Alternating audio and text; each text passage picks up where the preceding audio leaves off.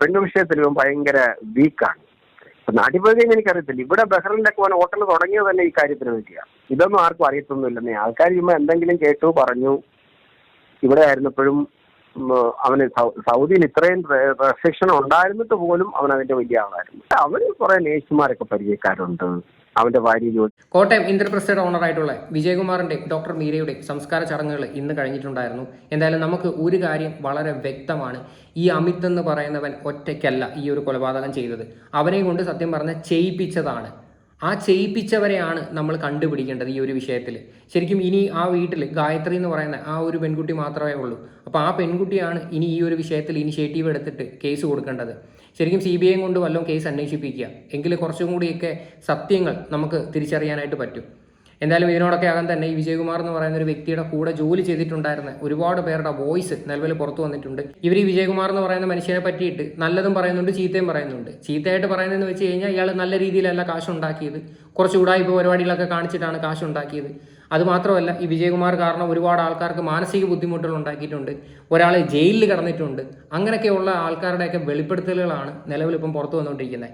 ശരിക്കും മരിച്ചുപോയ ഒരാളെ പറ്റിയിട്ട് എന്തിനാണ് ഇങ്ങനെ പിന്നെ നെഗറ്റീവ് പറയുന്നതെന്ന് എനിക്കറിയത്തില്ല. ഇനി അയാളെ സമൂഹത്തിന്റെ മുന്നിൽ വീണ്ടും മോശക്കാരനാക്കിയിട്ട് അയാൾ നല്ലവനൊന്നും അല്ലായിരുന്നു, അവൻ ചത്ത്, അതുകൊണ്ട് പിന്നെ ഇതൊന്നും വലുതായിട്ട് മൈൻഡ് ചെയ്യേണ്ട ആവശ്യമില്ല, ഇനി അങ്ങനെ വരുത്തി തീർക്കാനാണോ എന്നും എനിക്കറിയത്തില്ല. സോ ബെറ്റർ ഈ മരിച്ചുപോയ ആളെ പറ്റിയിട്ടൊക്കെ വന്നിരുന്നിട്ട് ഈ നെഗറ്റീവായിട്ട് വന്നിരുന്ന് വോയിസ് ഇടുന്ന ആൾക്കാർ അതും കൂടി ഒന്ന് ശ്രദ്ധിക്കുക. ആൾ മരിച്ചുപോയി, ഇനി നിങ്ങൾ എന്ത് പറഞ്ഞിട്ട് വലിയ കാര്യമൊന്നുമില്ല. മനസ്സിലായില്ലേ? അയാൾക്ക് കഴിവുണ്ടായതിൻ്റെ പേരിൽ അയാൾ കാശുണ്ടാക്കി. നിങ്ങൾക്കൊന്നും അത് ഉണ്ടാക്കാൻ പറ്റിയില്ലെന്നും പറഞ്ഞിട്ട് വെറുതെ വന്നിരുന്ന് കരഞ്ഞിട്ട് യാതൊരു പ്രയോജനവുമില്ല. എന്തായാലും വിജയകുമാറിനെ പറ്റിയിട്ട് പറയുന്ന 1-2 വോയിസ് ഞാൻ നിങ്ങളെ കേൾപ്പിച്ചു തരാം. മുഹമ്മദ് അലി പറഞ്ഞത് ഞാൻ കേട്ട് ഇങ്ങനെ ഇരിക്കുക. പിന്നെ ജോർജ് പറഞ്ഞത് ഞാൻ കേട്ടു. ഈ വിജയൻ അവിടുന്ന് പോരാൻ കാര്യം എന്നാന്ന് വെച്ച് കഴിഞ്ഞാൽ അവസാനം എന്നെ ഒരു മുടിപ്പിച്ചിട്ടാ പോയത്.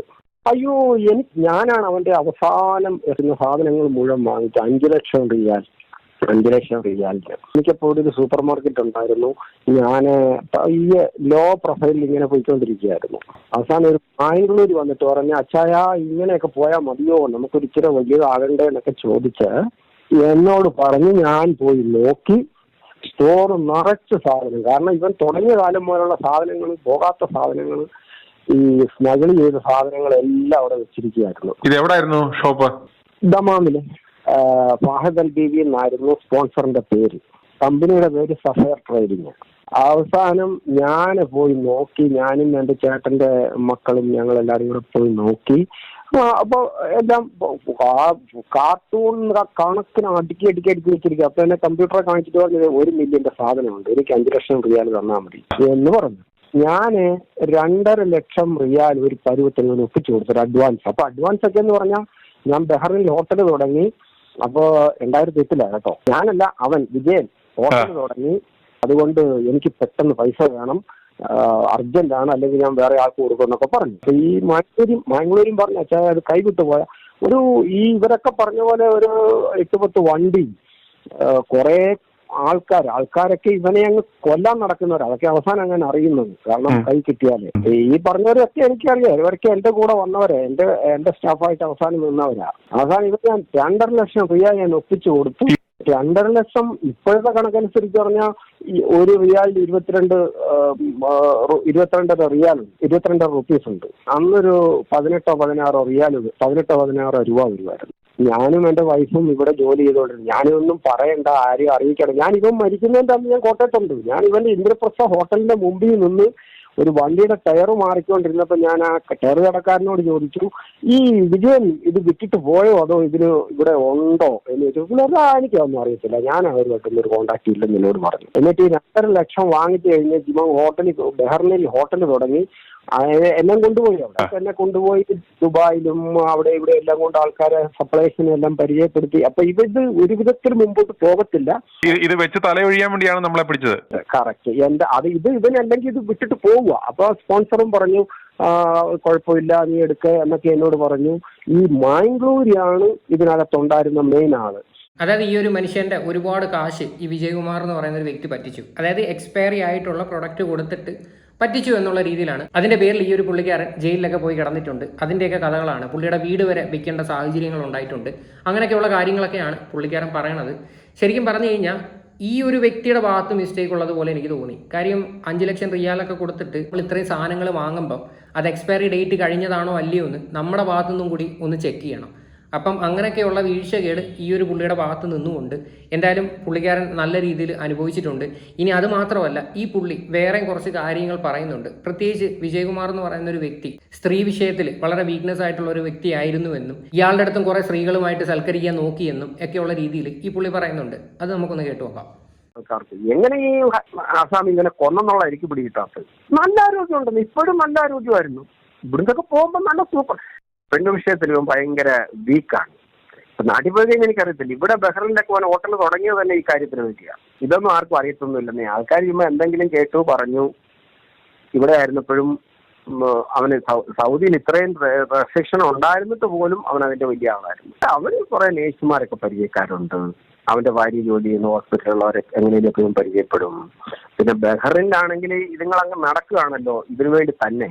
ഒരു ഹോട്ടലിൽ കൊണ്ടു ഒരു ബാറും എടുത്തു കഴിഞ്ഞാൽ ഇഷ്ടംപോലെ ആൾക്കാർ ഇങ്ങോട്ട് വന്നോളും. ഒരിക്കലും എന്നെ കൊണ്ട് ദുബായി കൊണ്ടുവന്ന അവന്റെ നമ്മുടെ സപ്ലൈസിനൊക്കെ പരിചയപ്പെടുത്തിയിട്ട് വന്നപ്പം ഫ്ലൈറ്റ് ബഹ്റിനിലോട്ട് ഞങ്ങൾ വന്നത്. അപ്പൊ ഈ ഹോട്ടലിൽ നമുക്കിന്ന് ഹോട്ടലിലേക്ക് ഒന്ന് കണ്ടിട്ട് പോകാമെന്ന് പറഞ്ഞിട്ട് അങ്ങോട്ട് ചെന്നു.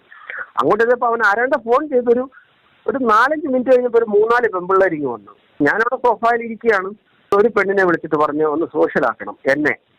ഞാൻ പറഞ്ഞ് വിജയ എനിക്ക് പോകണം, എനിക്ക് വീട്ടിൽ പോകണം. കാരണം തൊട്ടടുത്താ, ഇവിടെ ദമാമും ബഹ്റിനും തൊട്ടടുത്താ. ഞാൻ പറഞ്ഞു എനിക്ക് പോകണം. ഇന്ന് ഇനിയിപ്പോൾ പോകണ്ടെന്ന്, ഇന്ന് ഇവിടെ കിടക്കാം. ഞാൻ നടക്കത്തില്ല, എനിക്ക് പോകണമെന്ന് പറഞ്ഞു. അങ്ങനെ ഞാൻ പറഞ്ഞു ഓക്കെ നിങ്ങൾ വിടുന്നില്ലെങ്കിൽ വേണ്ട. അപ്പൊ അവൻ്റെ ഉള്ളു വണ്ടി, എൻ്റെ വണ്ടിയില്ല. അവൻ ആ വണ്ടി ഓടിച്ചുകൊണ്ട് പോയത് തന്നെ. ഞാൻ പറഞ്ഞു എനിക്ക് വീട്ടിൽ പോകണമെന്ന് പറഞ്ഞു. അങ്ങനെ വഴക്കുണ്ടാക്കിയാണ് ഞാൻ പറഞ്ഞു ഞാൻ ബാഗ് എടുത്തോണ്ട് ഇറങ്ങി, എനിക്ക് പോകണം, എനിക്കറിയാൻ പോകാനെന്നും പറഞ്ഞുകൊണ്ട് പോകുന്ന കഴിഞ്ഞപ്പോൾ അവൻ പറഞ്ഞു, വേറെ ആളോട് പറഞ്ഞു എന്നാ പിന്നെ അവിടെ വണ്ടി കിട്ടുന്നിടത്തോട്ടൊക്കെ പുള്ളിയെ വിടാൻ പറഞ്ഞ് എന്നെ വിട്ടത്. എന്നെ സോഷ്യലാക്കാം. അത് അവന്റെ സ്വഭാവമാണിത്. മരിച്ചുപോയ ആളാണ്, നമ്മൾ കുറ്റം പറയുന്നത് ശരിയല്ല. അവൻ ഡീൽ ചെയ്തിട്ടോ പെണ്ണുങ്ങളുമായിട്ടൊന്നും എനിക്കത് അവൻ എന്നോട് പറഞ്ഞിട്ടുണ്ട്. ദമാമിൽ പുള്ളിക്കാരൻ ബഹ്റിനിൽ ഹോട്ടൽ തുടങ്ങിയത് തന്നെ ഇതിന് വേണ്ടിയിട്ടായിരുന്നു. പ്രത്യേകിച്ച് സൗദി പോലത്തെ ഒരു സ്ഥലത്ത് ഇങ്ങനെയുള്ള പരിപാടികളോ കാര്യങ്ങളോ ഒന്നും പറ്റത്തില്ല. അപ്പം നിങ്ങൾ ആലോചിച്ചോണം, അവിടെ ഇത്രയും റെസ്ട്രിക്ഷൻസ് ഉണ്ടായിട്ട് പോലും ഈ പുള്ളി അതിന് വേന്ദ്രനായിരുന്നു എന്നൊക്കെയാണ് ഈ മനുഷ്യൻ വന്നിരുന്ന് പറയുന്നത്. എന്തായാലും ഇതിൻ്റെ സത്യം എന്താണെന്ന് ഇവർക്ക് മാത്രമേ അറിയൂ, അല്ല നമുക്കൊന്നും വന്നിരുന്ന് പറയാൻ പറ്റത്തില്ല. എന്തായാലും ആള് മരിച്ചു പോവുകയും ചെയ്തു. ഇനി ഇതിനെപ്പറ്റി സംസാരിച്ചിട്ടും വലിയ പ്രയോജനമില്ല. ഇനി ഇതിൻ്റെ താഴെ വരുന്ന കമൻസ് ആണ് അതിലും വലിയ അതിശയം. കാര്യം ഈ പറയുന്ന അമിത് എന്ന് പറയുന്നവൻ്റെ ഭാര്യയെടുത്ത് ഈ വിജയകുമാർ മോശമായിട്ട് പെരുമാറിയതിൻ്റെ പേരിലായിരിക്കാം അമിത് അയാളെ കൊന്നേ എന്ന് വരെ ആൾക്കാർ വന്നിരുന്ന് കമൻ്റ് ഇടുന്നുണ്ട്. ശരിക്കും പറഞ്ഞു കഴിഞ്ഞാൽ എന്താ ഇതിന് പറയേണ്ടത്? ശരിക്കും പറഞ്ഞാൽ ആ ഒരു വ്യക്തി മരിച്ചുപോയി. അപ്പം ഇനിയെങ്കിലും കഴിവതും ഇങ്ങനെയൊക്കെയുള്ള ന്യൂസൊക്കെ പുറത്ത് വിടാതിരിക്കുന്നതായിരിക്കും നല്ലത്. കാര്യം അവരുടെ മകൾക്ക് എന്തുമാത്രം മാനസിക ബുദ്ധിമുട്ടുണ്ടാവും ഇത് കേൾക്കുമ്പോഴത്തേക്ക്. ശരിക്കും അയാളെ ആരാണ് കൊന്നത്, അല്ലെങ്കിൽ അയാളെ ആരാണ് കൊല്ലിപ്പിച്ചത്? അതൊക്കെയല്ലേ ഇവിടെ കണ്ടുപിടിക്കേണ്ട ഒരു കാര്യം. ഇതൊക്കെ ഇനി പറഞ്ഞിട്ട് എന്താണ് ഇതിനകത്ത് പ്രയോജനമുള്ളത്? ഒരു പ്രയോജനവും ഇല്ല. സോ ബെറ്റർ ആ ഒരു കാര്യത്തിലൊക്കെ എന്തെങ്കിലുമൊക്കെ എക്സ്ക്ലൂസീവ് കൊണ്ടുവരുന്നതായിരിക്കും കുറച്ചും കൂടി നല്ലതെന്ന് എൻ്റെ പേഴ്സണൽ അഭിപ്രായം. ഇത് കാണുന്ന നിങ്ങളുടെ അഭിപ്രായങ്ങളും നിങ്ങളും അതിനെ പറ്റിയിട്ട് കമൻറ്റ് ചെയ്യുക. ഇനി വിജയകുമാറിൻ്റെ കൂടെ ജോലി ചെയ്തിട്ടുണ്ടായിരുന്ന വേറൊരു വ്യക്തിയുടെ വോയിസ് ഞാൻ കേൾപ്പിച്ചു തരാം. അതായത് അയാൾ വ്യക്തമായിട്ട് പറയുന്നുണ്ട്, ഒരിക്കലും ഈ അമിത് എന്ന് പറയുന്നവന് ഒറ്റയ്ക്ക് ഈ വിജയകുമാറിനെ കീഴ്പ്പെടുത്താനായിട്ട് പറ്റത്തില്ല. അതിൻ്റെ റീസണും പറയുന്നുണ്ട്. നമ്മുടെ ഈ വിജയകുമാറിനെ സംബന്ധിച്ച് അമിത് എന്ന് പറയുന്നവൻ ഒന്നുമല്ല ഫിസിക്കലി പറയാൻ. കാരണം ഞാനിപ്പോൾ ഓർത്തു വന്നാണ് ഒരു ഇൻസിഡന്റ് ഉണ്ടായി സൗദിയിൽ വെച്ച്. അദ്ദേഹം ഷോപ്പ് ക്ലോസ് ചെയ്തിട്ട് 8 മണിക്കാണ് ഷോപ്പ് ക്ലോസ് ചെയ്യണത്. അത് അവിടുത്തെ ഈ പ്രെയറിന്റെ അനുസരിച്ചിരിക്കും. ലാസ്റ്റ് പ്രെയർ കഴിഞ്ഞിട്ട് ആണ് ഷോപ്പ് ക്ലോസ് ചെയ്യണത്. അത് കഴിഞ്ഞിട്ട് പുള്ളി ക്യാഷുമായിട്ട് പോകുമ്പോൾ പുള്ളിയിൽ ചെറിയൊരു ബാഗ് ഉണ്ടാവും. അങ്ങനെ ക്യാഷ് ബാഗില്ല, പുള്ളി ക്യാഷ് അങ്ങനെ ബാഗിലൊന്നും ഉണ്ട്, പാൻറ്റിന്റെ പോക്കറ്റിൽ തന്നെ ഇടുന്നു.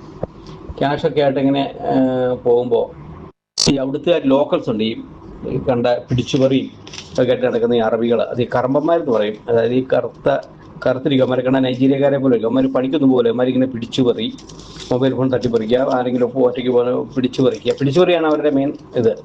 അവർക്ക് അങ്ങനെ വീടൊക്കെ ഉണ്ടാവും കണ്ട. അപ്പോൾ ഈ മനുഷ്യൻ അത്രയ്ക്ക് സ്ട്രോങ് ആയിട്ടുള്ള ഒരു വ്യക്തിയാണ്. അപ്പം ഒരിക്കലും ഈ അമിത് എന്ന് പറയുന്നവന് ഒറ്റയ്ക്ക് വന്ന് ഇയാളെ കീഴ്പ്പെടുത്താനായിട്ട് പറ്റത്തില്ല. അതുമാത്രമല്ല, ദേഹത്തൊരു തുള്ളി ബ്ലഡ് പോലും വീണിട്ടില്ല. അപ്പം ഈ ഒരു കേസിനകത്ത് ഇത്രയൊക്കെ മാത്രം പോരെ.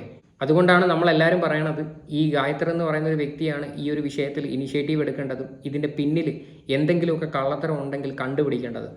സോ ഈ ഒരു വിഷയമായിട്ട് ബന്ധപ്പെട്ട് നിങ്ങളുടെയൊക്കെ അഭിപ്രായങ്ങൾ എന്താണെന്ന് വെച്ചാൽ നിങ്ങൾ തീർച്ചയായിട്ടും കമൻറ്റ് ചെയ്യുക.